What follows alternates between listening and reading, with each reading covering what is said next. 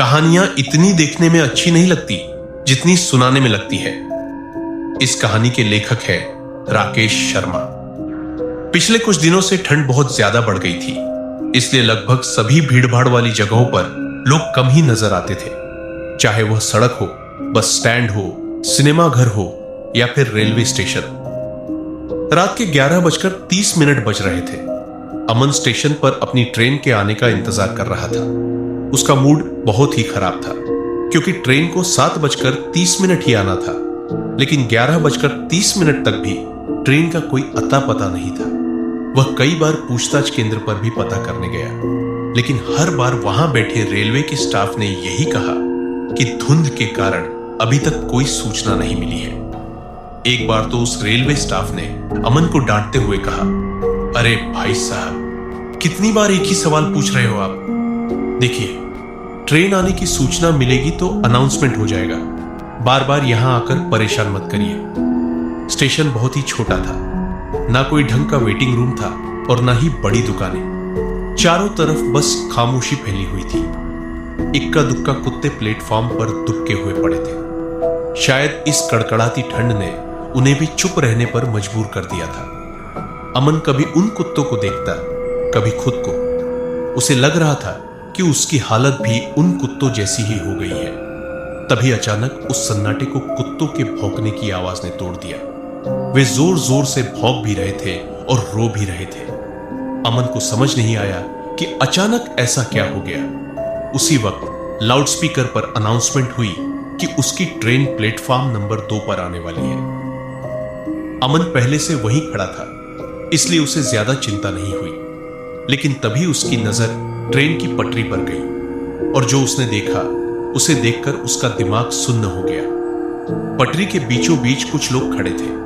उनके हाथों में धारदार हथियार थे, और उनमें से 2 लोगों के हाथ में कटे हुए सिर भी थे। एक आदमी के हाथ में लड़की का कटा हुआ सिर था और दूसरे के हाथ में एक लड़के का। उन सिरों से खून टपक रहा था। वे सभी लोग अमन को घूर घूर कर देख रहे थे। अमन के मुंह से एक भयानक चीख निकली और वह वहां से जान बचाकर भागा। भागते भागते वह पूछताछ केंद्र पहुंचा और हाँफते हुए बोला, सर, पटरी पर कुछ भयानक लोग खड़े हैं। उनके हाथों में कटे हुए सिर है। आप पुलिस को बुलाइए।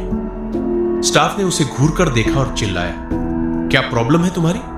रोज रोज नई कहानी बना लेते हो। कटा हुआ सिर विर कुछ नहीं होता, दिमाग मत खराब करो। अमन पूरी तरह डर चुका था। उसका दिल बुरी तरह धड़क रहा था। वह किसी तरह खुद को संभालते हुए पास रखी एक बड़ी सी टेबल पर बैठ गया। कुछ देर बाद फिर से अनाउंसमेंट हुई। थकान और डर की वजह से अमन को वही नींद आ गई। थोड़ी देर बाद ट्रेन आई। अनाउंसमेंट की आवाज से उसकी नींद खुली और वह प्लेटफॉर्म की ओर बढ़ा। उसका रिजर्वेशन A1 बोगी में था। वह अपनी सीट पर बैठ गया। ट्रेन चल पड़ी। आसपास के सभी यात्री गहरी नींद में थे। कुछ समय बाद अचानक शोर मचा। कुछ हथियारबंद लोग बोगी में घुसे और सबको जगाकर पूछने लगे, यहां किसी ने एक लड़का और एक लड़की को देखा है क्या?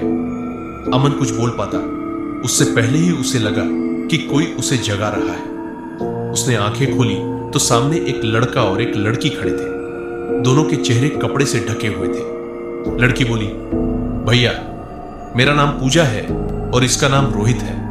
हम एक दूसरे से बहुत प्यार करते हैं, लेकिन हमारा गांव हमारा दुश्मन बन गया है। उन्होंने बताया कि वे अलग अलग जाति के हैं। गांव वालों ने उन्हें मारने की कसम खा ली है और कोई उनकी मदद नहीं करेगा। तभी वही हथियारबंद लोग वहां आ पहुंचे। उनके साथ पूजा के पिता भी थे। यही है ये दोनों, मार दो इन्हें। अचानक तेज हवा चली। एक पत्थर ट्रेन की खिड़की से टकराया और उनके चेहरे से कपड़ा हट गया। अमन की चीख निकल पड़ी। ये वही चेहरे थे जिनके कटे हुए सिर उसने स्टेशन पर देखे थे। अब अमन समझ चुका था कि ये कोई सपना नहीं है। अगले ही पल वे लोग इंसानों से भयानक भूतों में बदल चुके थे। अमन जान बचाने के लिए ट्रेन के दरवाजे की ओर भागा और चलती ट्रेन से कूद गया। एक भयानक चीख गूंजी और फिर वही अनाउंसमेंट। अचानक अमन की नींद खुल गई। सुबह के 5 बज चुके थे। वह सोच रहा था, क्या यह सब सिर्फ एक सपना था या फिर हकीकत? और तभी एक बार फिर वही आवाज गूंजी, प्लेटफॉर्म नंबर 2